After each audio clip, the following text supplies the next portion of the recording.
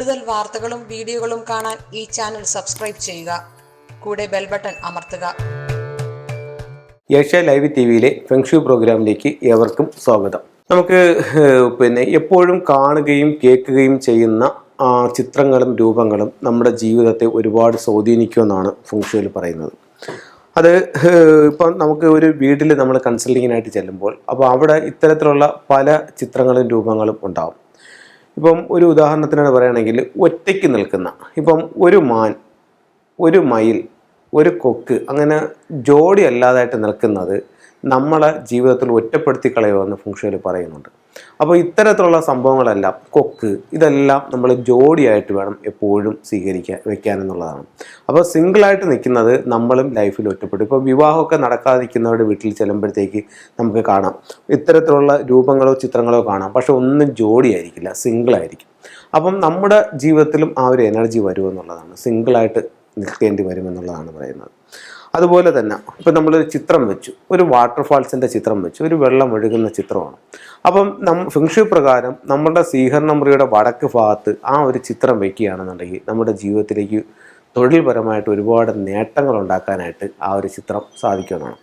ഇപ്പോൾ ഒരു കലഹത്തിൻ്റെ, ഒരു യുദ്ധച്ചൊരിച്ചിലുള്ള ഒരു ചിത്രമാണ് നിൽക്കുന്നുണ്ടെങ്കിൽ നമ്മളുടെ ജീവിതത്തിലേക്ക് വരുന്ന എനർജികളും കാര്യങ്ങളെല്ലാം എപ്പോഴും വഴക്കിൻ്റെയും പ്രശ്നങ്ങളുടെയൊക്കെ ഒരു ചിത്രങ്ങളായിരിക്കും വരുന്നതെന്നുള്ളതാണ്. അപ്പം നമ്മൾ വയ്ക്കുന്ന ഏത് രൂപമായാലും ചിത്രമായാലും അത് നമുക്ക് കൂടുതൽ അനുയോജ്യകരവും പോസിറ്റീവ് എനർജിയും തരുന്ന ചിത്രങ്ങളും രൂപങ്ങളും വേണം വയ്ക്കാൻ. അതല്ലാതുള്ള ചിത്രങ്ങളും രൂപങ്ങളും നമുക്ക് ഒരുപാട് ബുദ്ധിമുട്ടുണ്ടാക്കും. അതുപോലെ ഇപ്പോൾ ക്രൂരമൃഗങ്ങൾ, സിംഹം, പുലി, കടുവ, ഇത്തരത്തിലുള്ള ക്രൂരമൃഗങ്ങളെ നമുക്ക് വീടുകളിൽ വയ്ക്കുന്ന നല്ലതല്ലെന്നാണ് ഫെങ്ഷുവിൽ പറയുന്നത്. അതുപോലെ നമുക്ക് വയ്ക്കുന്ന മറ്റൊരു പറഞ്ഞു കഴിഞ്ഞാൽ തോക്ക്. ഇപ്പം തോക്ക്, വാള്, ഇത്തരം സാധനങ്ങൾ വീടുകളിൽ സൂക്ഷിക്കുന്നതും അല്ലെങ്കിൽ നമ്മൾ കാണുന്ന രീതിയിൽ അത് പ്ലേസ് ചെയ്യുന്നതും ഒക്കെ നമുക്ക് ഒരുപാട് നെഗറ്റീവ് എനർജിയാണ് തരുന്നതെന്നുള്ളതാണ് പറയുന്നത്.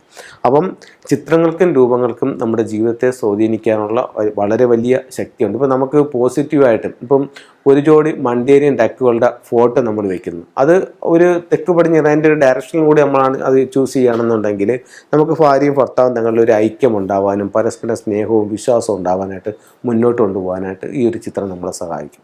നമ്മൾ വിജയിച്ച് നിൽക്കുന്ന ഒരു കുതിരയുടെ ചിത്രമാണ് തെക്ക് വശത്ത് വയ്ക്കുന്നത്. അത് നമുക്ക് ജീവിതത്തിൽ ഒരുപാട് വിജയങ്ങൾ ഉണ്ടാക്കാനായിട്ട് സാധിക്കും.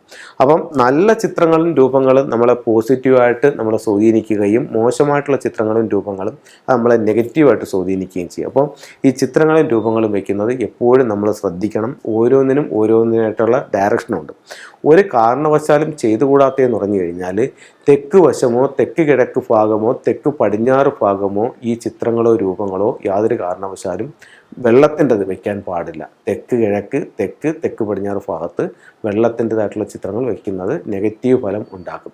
അതുപോലെ തന്നെ നല്ലൊരു വെള്ളച്ചാട്ടത്തിൻ്റെ ചിത്രം നമ്മുടെ പ്രധാന ഡോറിൽ നിന്ന് പുറത്തേക്ക് ഒഴുകുന്ന രീതിക്കാണ് നമ്മളത് വെക്കുന്നതെന്ന് കരുതുക. നമ്മളിൽ നിന്ന് സമ്പത്ത് നാം അറിയാതെ ചിലവായി പോകുന്നൊരവസ്ഥ ഉണ്ടാവും. അപ്പം ചിത്രങ്ങൾക്ക് അത്രത്തോളം പ്രാധാന്യമുണ്ട്. അത് വളരെ നോക്കിയും കൊണ്ട് വയ്ക്കുക. അതുപോലെ തന്നെയാണ് ചില രൂപങ്ങളും, അതും അതനുസരിച്ച് വെച്ചില്ലെന്നുണ്ടെങ്കിൽ ഒത്തിരി ദോഷഫലങ്ങൾ നമ്മളിലേക്ക് ഉണ്ടാക്കും. ചിലർ കുതിരകളുടെ ഫോട്ടോ വയ്ക്കും, പ്രധാന ഡോറിൽ നിന്നും പുറത്തേക്ക് ഓടിപ്പോകുന്ന രീതിയിലായിരിക്കും അത് വയ്ക്കുന്നത്. അതും നല്ലതല്ല. അപ്പം ഇത്തരം നമ്മൾ വയ്ക്കുന്ന ഏത് ചിത്രവും രൂപവും എല്ലാം അതിനെ ഒന്ന് ശ്രദ്ധിച്ച് അത് അതിൻ്റേതായിട്ടുള്ള ഡയറക്ഷനിലാണോ എന്നുള്ളത് നമ്മൾ എപ്പോഴും ശ്രദ്ധിക്കേണ്ടതുണ്ട്. അതുപോലെ തന്നെയാണ് നമ്മൾ ഈ സ്റ്റാച്ചു വയ്ക്കുമ്പോഴത്തേക്കും വിക്ടറി ഹോഴ്സ് വയ്ക്കുന്നുണ്ട്. ചിലർ പ്രധാന ഡോറിലേക്ക് ഓടിപ്പോകുന്ന കണക്കാണ് വയ്ക്കുന്നത്. അരോന മത്സ്യം വയ്ക്കുന്നത് പ്രധാന ഡോറിലേക്ക് ഓടിപ്പോകുന്ന കണക്കാണ് വയ്ക്കുന്നത്. അപ്പോൾ അത്തരത്തിലുള്ളത് പരമാവധി ഒഴിവാക്കുക. നമുക്ക് ഫെങ്ഷുവിൽ ഉപയോഗിക്കാവുന്ന ചില സിമ്പിൾസുകൾ ഞാൻ നിങ്ങളുമായിട്ടൊന്ന് ഷെയർ ചെയ്യാം. ഇത് ഒരു വെൽത്ത് ഷിപ്പിൻ്റെ സിമ്പിളാണ്.